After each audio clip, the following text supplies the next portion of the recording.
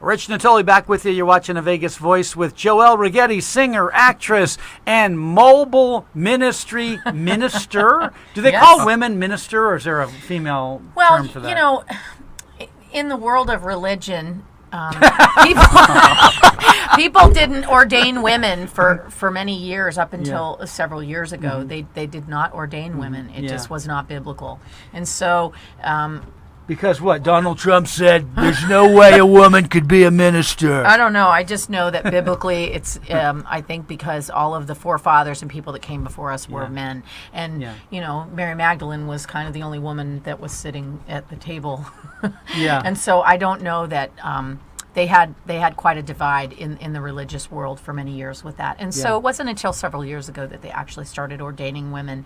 And there's a couple other women here in Las Vegas that are ordained ministers, but there's not many. To get ordained, was that hard to do? I mean, was it classes? What'd you do? Well, I mean, I have an actual degree, you know, of a college degree to be...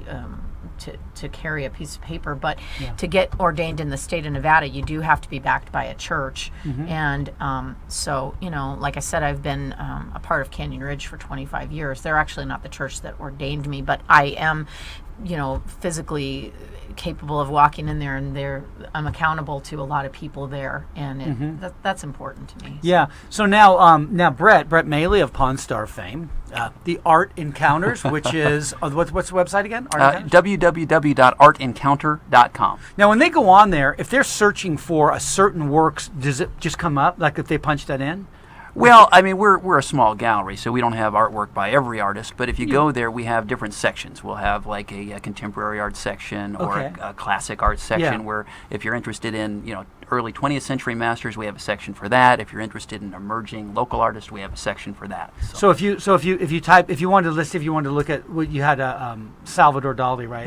Yes. So would they put in Salvador Dali, or would they just go to that section? I think we just have it by section. We may actually have a section for Dali because he's one of the top of the pyramid artists. So now, have you met the family members of any of these people? Do you ever get those people calling or anything like that, or meet them through somebody else? You know, I haven't met the families of some of the most famous artists, but one of my greatest pleasures in my line of work is working with the artists themselves. And we've been privileged to work with a lot of artists through the years. And like we were talking about, the insight that the artists provide in their work, how they did certain things, what brushes they used, what time of day they were out painting, that adds so much insight. And it takes a painting that you might look at and say, wow, that's a pretty picture. But when you learn the history behind it, that only the artist can provide, that's really special. Yeah, and like we were talking about, most of these people, when they were actually painting, they weren't famous and they weren't valuable, but after they died, it just kept skyrocketing. Right. I mean, art didn't become big business really until, I mean, of course, you know, the Renaissance and all of that, but as far as, you know, Prince and things, really artists like Andy Warhol and those types of artists were the ones that really brought that to the forefront, and those are the ones that kind of became famous in their lifetime. Yeah, and if you had to guess, if you're talking about like a Rembrandt, and how old was he when he died, do you know? Rembrandt, he lived a pretty good long life. I think he died early part of the 20th century, probably 60, 70. 60 to 70. So how many paintings do you think he painted that would be out there? Well, he did a lot of engravings, and he's a good example of what you were talking about. He was an artist that was esteemed during his lifetime, but he died virtually penniless. Oh, and you know, he had to sell off his effects and things like that just to live.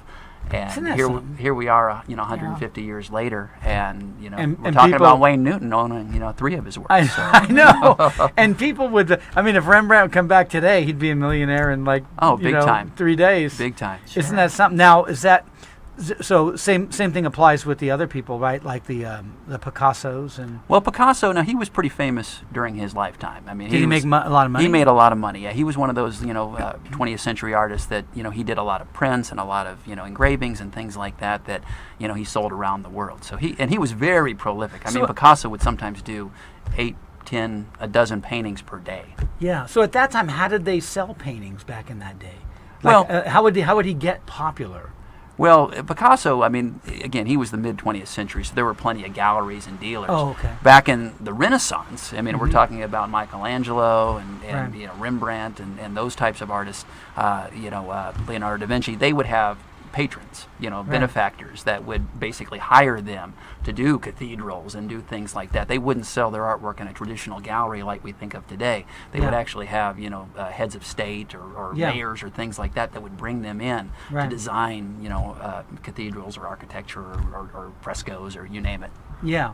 So did you ever get into art at all? I mean, well, I did. My family's from Italy originally, so I did go over to Italy and had an opportunity to go into Rome, and I've been to the Vatican, and I've had an opportunity to look at some of that art that they created over there, and it always amazed me how well they made things back then, and the time that they took to do the work that they did. Absolutely. Even the Statue of David, when I stood in front of the Statue of David, I was just awestruck at the how they could take a piece of clay and the artist could see what they wanted to see inside of that piece of clay. Yeah, it's amazing. That just such a blows gift, my isn't mind it? how they can do that. I think Michelangelo had a quote saying that the David was already there. It was in the marble. It was inside the It marble. was just up to him to reveal it. Yes, it Yeah. was. Yeah. Do you remember the big art heist was it New York when they stole all the paintings? Do you remember that several years back? Yes. It was on the Sure. news. What do you know what works they stole offhand? I'm just wondering. I can't remember. There was one that just transpired. I guess they recovered a number of artworks over in Paris that had been stolen, and that's From that I don't heist? think it was part of that heist. I mean, art is a tough thing to sell. Or to be a thief on, because where do you go with it? Yeah, Exactly. And especially now with the internet, how are you going to get away with?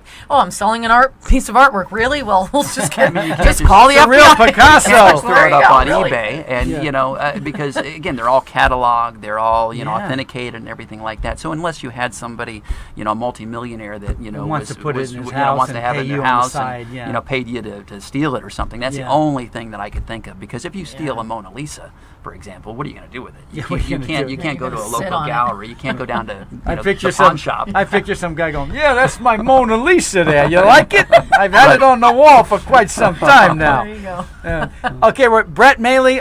Again, Art Encounters. He is the expert of art on Pawn Stars, seen in over 130 countries, and the website is once again www.artencounter.com. And Joelle Righetti, who is the Gypsy Mobile Minister, Yep. and you go to www.gypsymobileminister.com. I also have my Joelle Righetti website too, joellrighetti.com as well. yes, and Joelle Righetti is in the show that I'm in over there at Bally's, Yeah. 2:00 Tuesdays through Saturday, and it's Tony Sacca's Vegas the Story. Vegas the Story, and then you're also I'm in. also in Dick Feeney's The Rat Pack at the Tuscany Hotel, and then I do a little bit of moonlighting with legends in concert. Share. Hey, a little moonlighting. Hey, okay.